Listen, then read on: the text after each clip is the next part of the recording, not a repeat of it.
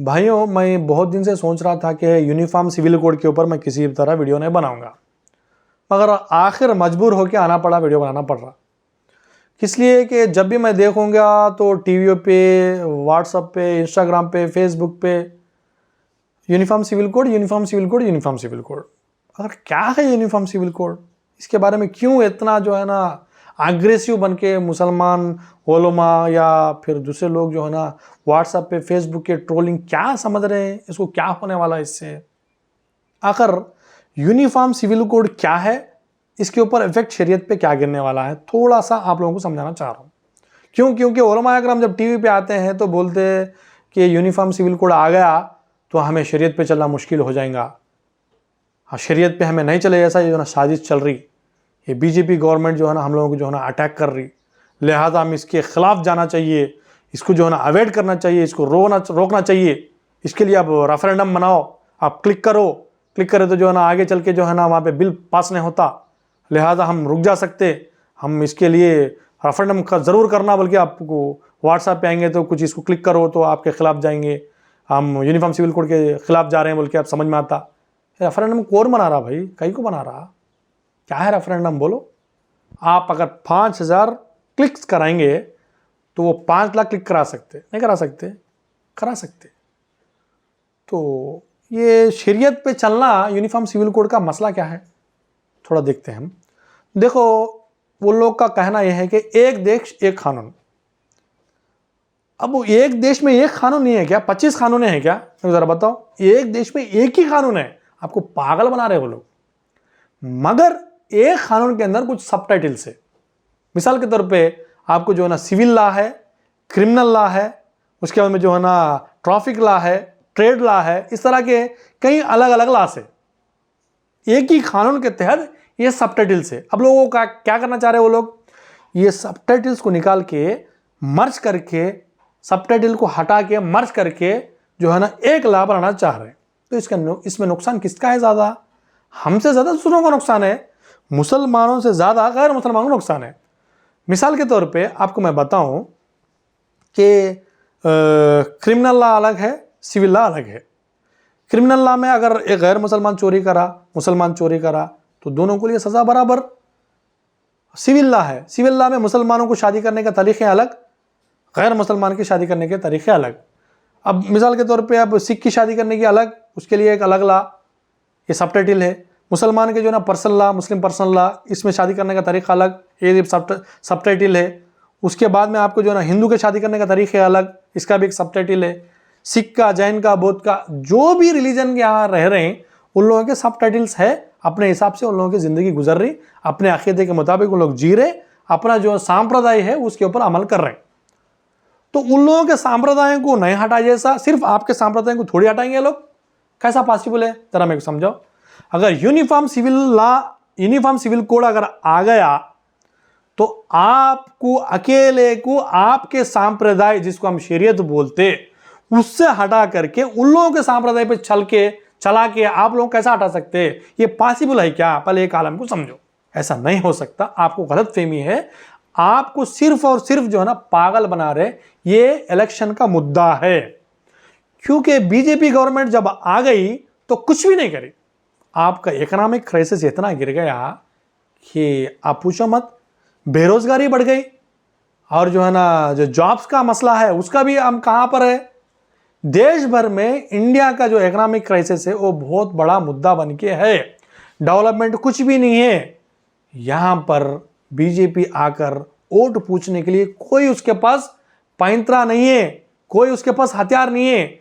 इस वजह से वो यूनिफॉर्म सिविल कोड का हथियार उठाया, उस हथियार को आप लेकर के दूसरों को कत्ल कर रहे हैं। समझ में बात, हथियार उन दे रहा आपको, वो हथियार को आप लोगों तक पहुंचा रहे हैं। ये आप गलत काम कर रहे हैं, लिहाजा कहां वाले वहां पर खामोश बैठ जाओ। यूनिफॉर्म सिविल कोड के लिए आप बात करने की कोई जरूरत नहीं है। अच्छा भाई, आप लोगों की इतनी बड़ी शरीयत की, अब देखो भाई, क्रिमिनल लॉ तो सबके लिए बराबर है ना, ठीक है। कोई भी अगर मर्डर करा, मुस्लिम और नॉन मुस्लिम, सबके लिए सजा बराबर, सब बराबर है। बस सिविल लॉ के अंदर आपको प्रॉब्लम्स है। मिसाल के तौर पर सिविल लॉ के अंदर सब टाइटल मुस्लिम पर्सनल लॉ है। मुस्लिम पर्सनल लॉ में खास करके 4 मुद्दे रहते हैं: शादी, तलाक, गोद लेना, प्रॉपर्टी तकसीम। ये 4 चीज़ें मेन आपके मुस्लिम पर्सनल लॉ में है। इसके ऊपर आपको चलना मुश्किल हो जाता है, बल्कि आप समझ रहे ना। ठीक है भाई, अब आप चल रहे क्या, अब मुस्लिम पर्सनल लॉ है, यूनिफॉर्म सिविल कोड है नहीं है, आप अभी चल रहे हैं क्या उसके ऊपर मेरे को बताओ। अभी एक एक मुद्दे को देखेंगे। पहला शादी, आपको 4 शादियों की इजाजत है मुस्लिम पर्सनल लॉ में।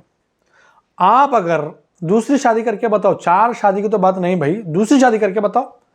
दूसरी शादी अगर आप करेंगे तो आपके घर में पहला आपकी बीवी मोदी होंगी। कौन बनेंगे? मोदी। मोदी बनेंगे आपकी बीवी, मोदी बनेंगे आपके ससुराल वाले, मोदी बनेंगे आपके माँ बाप, मोदी बनेंगे आपके महल्ले वाले, आपके खानदान वाले। मोदी तो दूर में बाद में यूनिफॉर्म सिविल कोड बनाएंगे, मगर पहले आपके घर में यूनिफॉर्म सिविल कोड बनकर है। बताओ मेरे को, दूसरी शादी करके आपके अंदर हिम्मत है? तो आप घर में खुद शरीयत नाफिज नहीं कर सक रहे, बाहर की बात कर रहे हैं। बोलो कैसा हो सकता? आपका माशरे के अंदर शरीयत कहां नाफिज करे आप? पहले ये बताओ मेरे को। नंबर 2, अब रहा तलाक का मसला। तलाक के अंदर आप लोगों के पास की क्लैरिटी है? मुसलमान हो, आप लोगों के पास तलाक का मुद्दे को लेकर के कितने लड़ाई झगड़े हैं, कितने झगड़े हैं। मैं अपने आंखों से खुद देखा कि तलाक बोल दिया तो तलाक हो गया, बोल के एक लुल्ली, अब दूसरी लुल्ली नहीं भाई, तलाक मतलब 3000 मरतबा बोलो, एक शुमार, ये दूसरी लुल्ली, एक बरेलवी, एक हनफी, एक शाफी, मालिकी, हम्बली, इधर 4, उधर अहले हदीस, जमातुल मुस्लिमीन, उधर इधर। ये क्या लड़ाई झगड़ा में आप लोग फंसे हुए हैं?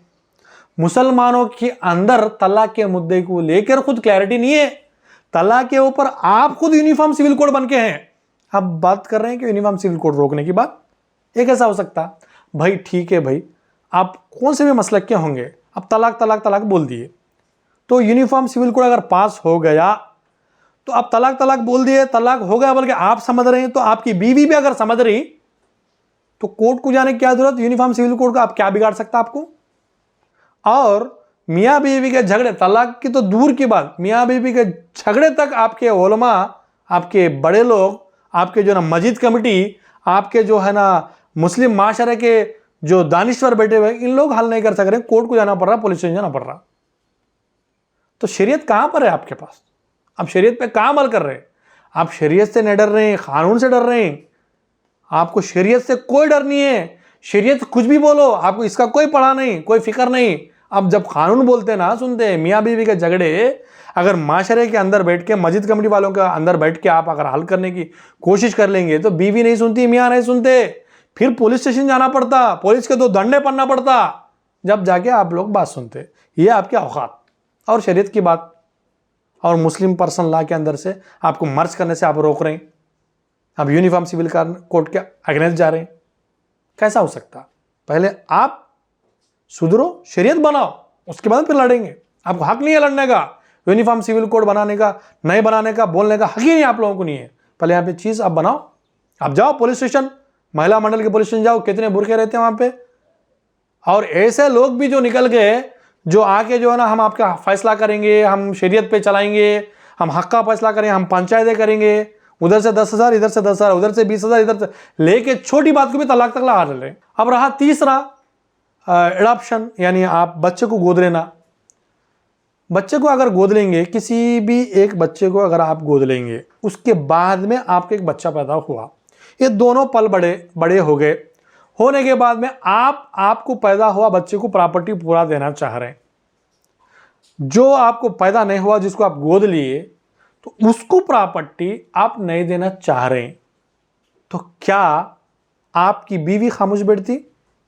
आपको मालूम है औरत की फितरत, अगर एक शोहर को, जिसके शोहर को 2 बीवियां हैं, दूसरे बीवी के बच्चे को उतना नहीं देखती जितना गोद लिया हुआ बच्चे को देखती। मालूम है आप लोगों को? सगे बेटे को 1 बिस्किट खिलाए तो पालतू बेटे को 2 बिस्किट खिलाती मां। मालूम है आपको? ये है औरत की फितरत। मोदी आपको नहीं रोकता, प्रॉपर्टी इसको दियो, उसको दियो, आपकी बीवी मोदी बन जाती।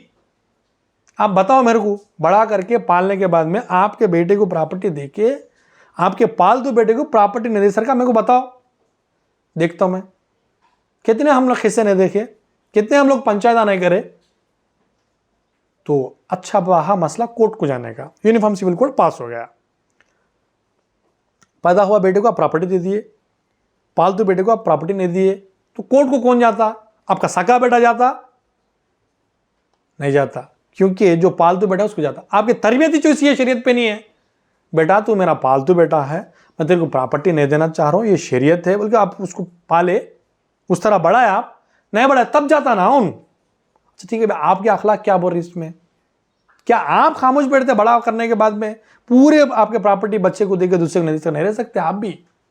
ये शरीयत में क्या है, ये शरीयत इसकी इजाज़त कहीं को दी क्या है, इसके ऊपर मेरे को उतना नई मालूमात है, या आप उलमा से पूछ ले सकते हैं। मेरा सेंस तो ये बोल रहा कि दोनों को भी बराबर देना चाहिए, क्योंकि दोनों पालतू बेटा भी, ये बेटा हाँ भला अपना ब्लड नहीं हो सकता, अपना DNA अगर देखेंगे तो हमारा ब्लड नहीं है, हमारा ब्लड नहीं है वो, मगर जो जायदाद की बात है वो जायदाद उसको भी देना चाहिए। ये मेरा सेंस बोल रहा। शरीयत क्या है, वो शरीयत के ऊपर कैसा अमल करते क्या है, ये उलमा का बहस है।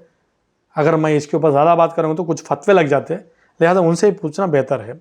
मगर मैं जहाँ तक समझता हूँ कि जो शरीयत, जो दीन जो पेश करे मोहम्मद सल्लल्लाहु अलैहि वसल्लम, खुद भूखा रह के दूसरों को बांटने वाले नबी, उनकी जायदाद पूरा के पूरा तकसीम करके खुद जो है ना भूखा बैठने वाले, एक खजूर है तो जो है ना आधा भी नहीं खाए जैसा पूरा खजूर दूसरों को देने वाले नबी, पालतू बेटे को अगर प्रॉपर्टी मत दियो, पैदा हुआ बेटे को प्रॉपर्टी दियो बोल के बोलते, मैं तो नहीं समझ रहा हूँ, शायद है या नहीं है इसका मेरे को इल्म नहीं है।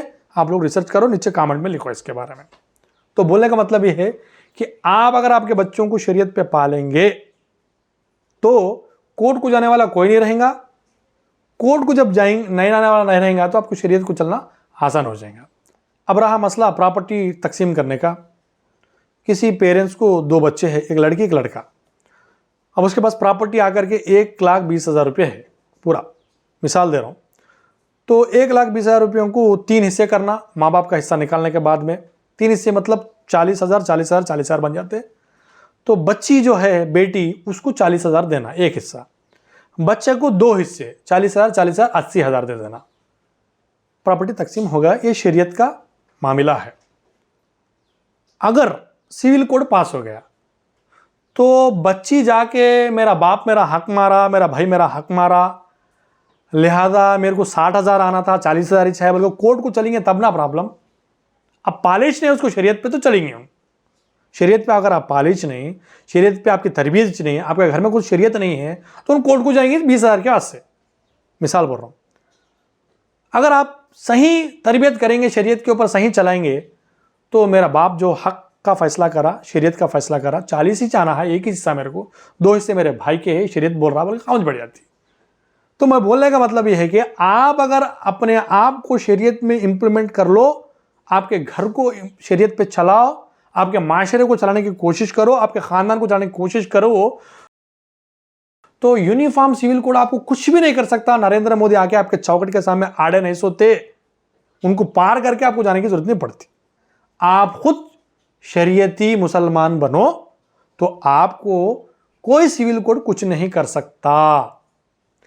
मगर अगर शरीयत पे आप नहीं चलेंगे तो मोदी जी की जो यूसीसी यूनिफॉर्म सिविल कोड है नहीं, ये नहीं बल्कि छोटा यल्ला मल्ला अगर कुछ भी कानून बनाएगा तो वो भी आपके ऊपर भारी पड़ जाएगा। इसको याद रखो भाइयों। ये वीडियो मैं समझ रहा हूँ आप लोगों को अच्छी तरह इन्फॉर्मेटिव लगा होगा।